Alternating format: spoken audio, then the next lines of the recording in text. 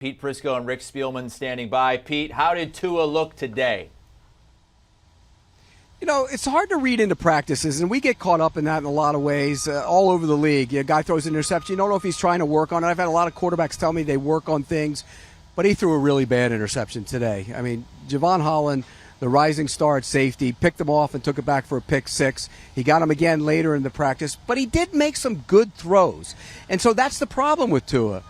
He's inconsistent, and I think inconsistency is something he's going to have to fix if he's going to be a guy that can take this team to the playoffs. Yeah, and when you watched him, I mean, we watched at the end of practice where they went a no-huddle offense, and he seemed to get in rhythm. Then he was in rhythm with his receivers and the tight ends, and that's where he thrived the most. Now, you pointed out very astutely that it was against the number 2 defense, but maybe it was a confidence builder, but I think he'll continue to evolve. But you got to understand, he's going through and learning a whole new offense as well. And this is a third coordinator in his third year in the league.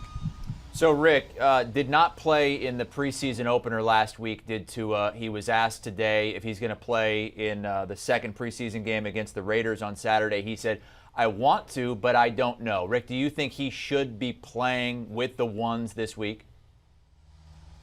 I think, that's I always let that decision go to the head coach and whether he thinks what he needs to get ready for the regular season. But under circumstance, with him being really a truly going in with a new offense, with a new head coach, with a new play caller, it'd kind of be nice from my perspective as a GM to see what it's like in a real game situation, even though it's a preseason game, but to get out there knowing that you're going to get hit, knowing you have to make some critical decisions and not turn the ball over. So, to me, if I was in that situation, I would definitely let him play a series or two. Hey, Chris, quit letting him sugarcoat it. He should have played last week. Let's be real. It's not like he's Aaron Rodgers or one of those star quarterbacks that can sit out. He needs as much work as he can get. He should have played last week. He should play this week. Kenny White said over the weekend, told our Jeremy St. Louis on Saturday that he thinks Teddy Bridgewater is going to end up being the starting quarterback for the Dolphins. You buying that at all, Pete? I'm not. I think they're going to play it out with Tua this year, and I think they have to. They have to find out what they have. If you give up on them after 4 games or 6 games, have you really decided what your quarterback position is? This is the year to find out who he is as a player. And if by December you know that, then you're going to go into the draft and draft one. Teddy Bridgewater isn't their long-term answer either, and you drafted Teddy. Yeah, no, and Teddy, ever since the devastating knee injury, probably isn't the same, but he's always been a really good veteran backup quarterback.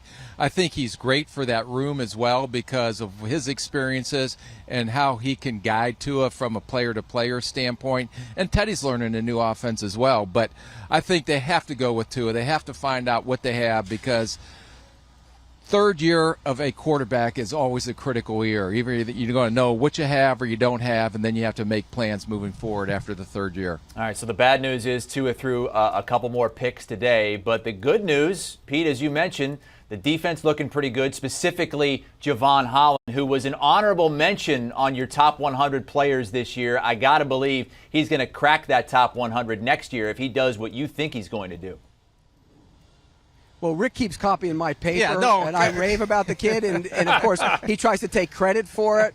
And the reality is, I love the kid's game. He's going to be a star safety in this league. I talked to him earlier. He's one of those guys that loves the game. He had 2 picks at Tua today, had the pick 6, and then he took out the pylon and acted like he was putting a little bit because he plays golf, and it kind of stirred up the team a little bit. They didn't like it too much, the offensive guys. So I think he's going to be a star, and I told him Derwin James gets $19.1 million per year, and his eyes lit up. Yeah, and thank God I pointed him out to you a couple of weeks ago because you didn't know who he was. You didn't even know that he didn't play in the senior season at Oregon because of the COVID year. But I did your whole draft. Oh my God! That's why I'm standing right here, because he did my draft. That's why I'm sitting right here doing this with him. Well, so he picked off Tua a couple of times. If Tua is going to minimize the interceptions, going to have to be a job for some of those wide receivers like Tyreek Hill, presented by Jiffy Lube. Pete, how is Tyreek looking out there in practice? He was destroying Nick Needham today. I mean, absolutely abused him. He couldn't cover him. And there's a lot of people that can't cover Tyreek Hill in one-on-one situations. But the best thing about Tyreek Hill's game, and you notice it when you watch him at practice, is how much better he is as a route runner. I mean, he is precise with his routes now. It used to be a speed guy, and he put the fear of God in defensive backs, but now he can run routes, and you saw that today, and I think he's going to have a monster year. Yeah, and when I'm sitting there watching him run routes out there, He is so quick from off the line of scrimmage till he gets on top of a defensive back, and I called that 0 to 60 speed. And when you see the defensive back actually have to get on the back of their heels because he closes so quickly to him, you know how well he turned out to be as a route runner. I saw Diggs do that. I saw Justin Jefferson do that. And Tyreek Hill is one of the best route runners, at least what we saw today here in the NFL. We're hearing about more offensive skill players taking reps, returning kicks. David Montgomery, Antonio Gibson, to name a couple. Josina Anderson was out there with the Dolphins last week. She spoke with Tyreek Hill, and he said, yeah, I'd return kicks. Is that something that you would consider, Pete? I would not. I mean, in some situations, special situations, maybe. You know, if you're backed up and you want to try and make something happen, I'd put him back there, but not week in and week out, play after play on the punt return. I would not do that. I would not risk him. He's too valuable. Yeah, no, he is the big signing. They put a lot of money in. They put a lot of draft capital to go out and trade for him. And to have him go down on a punt return would just be devastating for this offense. All right, well, let's talk more offense. And on that offensive line, Pete, are they shaking things up a little bit in the middle? Well, they are, and Rick really noted that today. He said astutely noted that. You really did, and I give you credit. I mean, you know, they moved Connor Williams over to center, and he's a guy that was a guard. And when I was here in May, they had some trouble with the snaps. They didn't have any problems today. He handled it very well. And we all know this offensive line, even though they put a ton of draft capital in it, has been basically a disaster. They went out, they signed Teron Armstead to play left tackle, they signed Williams to play center, and they're going to be a better offensive line because of that. Yeah, and I think and I counted, the one thing I wanted to see when we came out watching live is how many balls were on the ground when he had a shotgun snap, and all of them were perfectly accurate today. So to me, that's a guy making a transition from guard to center. Things happen a lot quickly when you're quicker when you're at the center position, because not only do you have to snap the ball, but you also have to make all the calls and adjustments in protection as well. So you're doing that, and you have to make sure you have to snap the ball, and that nose tackle, especially as he's playing right on top of you, is going to be on you very quick right after the snap. So that's an adjustment, but from what I saw today, I thought he's starting to make a much smoother transition than maybe what you saw in May. Yep. Pete, look out! Somebody might back up on top of you, so be on your toes out there. I hear the bells and whistles. Hey, well, they would hit his head. They would hit his head first. So you're lower. You can just shove that thing. You're like a fire hydrant, not running you over. Hey, it's a tough start to the schedule for the Dolphins in a really, really important year for Tua.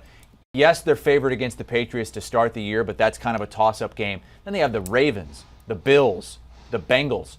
How difficult is this first month going to be for Miami? Well, it's going to be really tough for them. I mean, if you navigate through this at 3-1, then you can look to the rest of the schedule. You're going to probably be a playoff team. I don't think they will. But what it's going to really do is challenge Mike McDaniel. Mike McDaniel is a very positive head coach. But I was told yesterday they didn't have a very good practice, and he lit into his guys, really lit into them, which is something he hadn't done. They responded with a better practice today. That's the challenge for Mike McDaniel. He's a bright, innovative, creative offensive guy, but how does he handle things when they go bad? If he navigates through that schedule at 3-1, they're going to be a good football team. If they're at 1-3, how does he handle it? Yeah, and that'll be the question on him, because this is the first time he's in this head coaching position at any level. And for him to go through adversity, and it's a brutal 4-game stretch there. And I think if they go 2-2, they'll be in the playoffs, but we'll talk about that at another time since you're wrong there as well. But today, when they talked about him being on the team yesterday, the one thing I noticed is he gathered the team up after practice and talked about how well they responded from yesterday's practice. So I think he has their ear. He has their leadership. His style is probably different than the former head coach that was here a year ago. And I think it's refreshing, and it seems like the players are buying into what he's selling right now. What was I wrong about? Everything. No, I'm right about everything. Yeah, right, Pete. We checks and balances, man. McDaniel is so unique.